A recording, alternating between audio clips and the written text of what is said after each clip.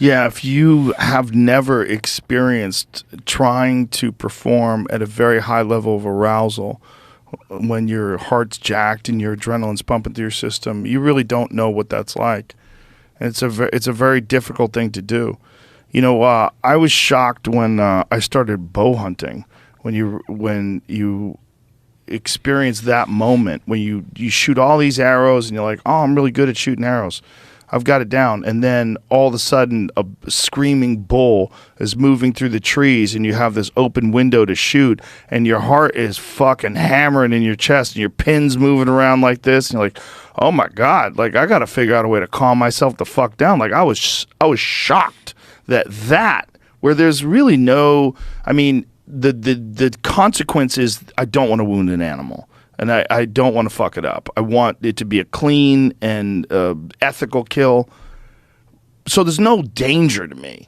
But yet your heart rate is fucking jacked through the roof because it's an alien sort of experience. It's a very new experience. Multiply that times 100 if your life's on the line. Mm-hmm. Multiply that times 100 if you're actually being attacked by that animal. Multiply that times 100 if a person is trying to get you. And you're not accustomed to being able to respond and deal with stress. And that's most people. Yeah, you'll find this fascinating. This is, you ever heard of the term hypoarousal? Yes. So I've heard you talk about it a couple times. The problem with this idea of being hypo-aroused, playing possum, the feign response, is it's not widely studied.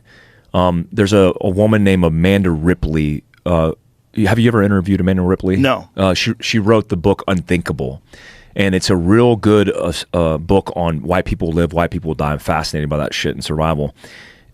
She talks about the Virginia Tech shooting. Horrible circumstance that took place at Virginia Tech where shooter goes into the school, kills 32 people, and then kills himself.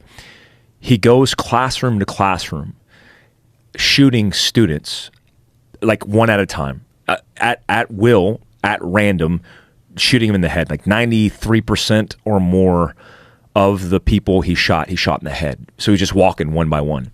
And this is on me too. This is something fucked up I used to do. I used to teach this course, warrior mindset. You know, this idea about, oh, we got to have a warrior fucking mindset.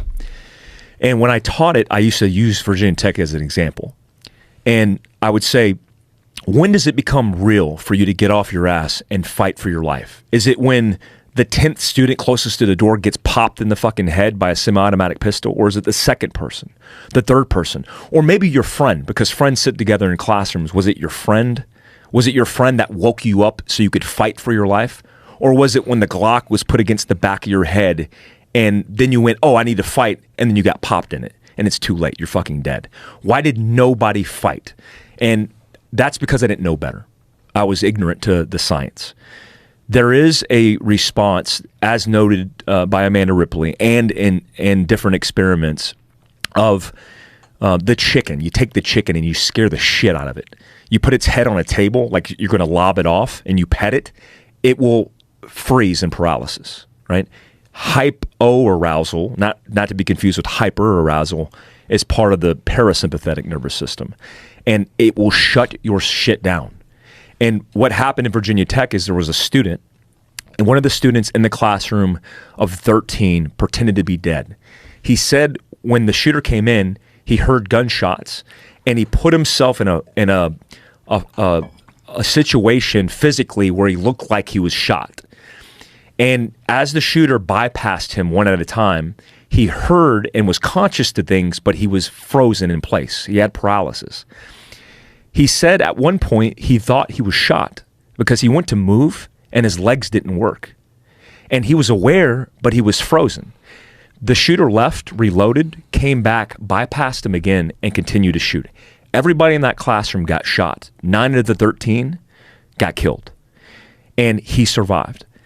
And when he talks about it in reflection in the book Unthinkable, he says, when I went to move, my legs wouldn't work. And I thought I was shot.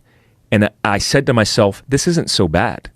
And he came to terms with everything. There was no pain. There was no suffering. That's because he was hypoaroused.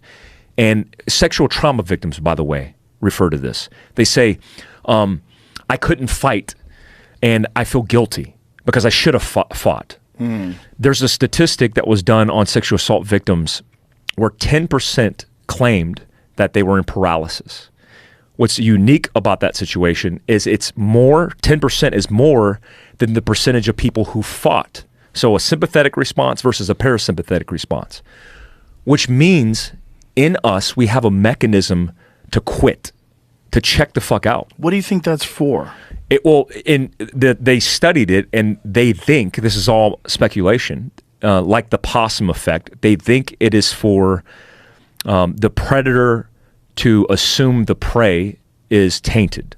Bacteria, virus, not good to eat. And it wouldn't be beneficial for a predator to eat prey that's fucked up, right? Really? Because if you're tainted and it eats you, it could mean the difference between survival for itself and its family, the cubs, the wolf pack. But does it have to have some natural selection aspect to it, or could it just be just overwhelming stimuli and the inability to handle it, so everything just shuts down? Well, it's both, because the unique thing about human beings is we have, we're parallel primates, right? We go through a situation, like let's say we're walking down a trail and I see a snake. If I see a snake on the ground, I jump back because oh shit, it's a snake. Well, why did I jump back? Learned behavior. Maybe it was genetically imprinted. Maybe my dad taught me. Maybe I just didn't want to die and my central nervous system activated. The difference is animals do that, except when animals do it, they jump and they navigate it, right? It's very primal for them.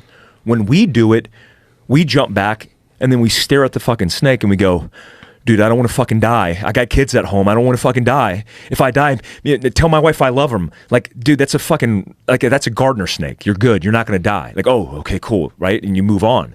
Well, we have this fear of impending doom, and we have this emotional mechanism where we try to create the narrative and contemplation and understanding these things. Because we can figure out like what could go wrong. We could figure out the courses of action that could lead to the bad outcome or the good outcome. So here's what I think is unique in teaching resilience. So in combat, it's funny because Amanda Ripley talks about this and asking people in law enforcement and military, have they experienced this? Dude, I've experienced this so many damn times.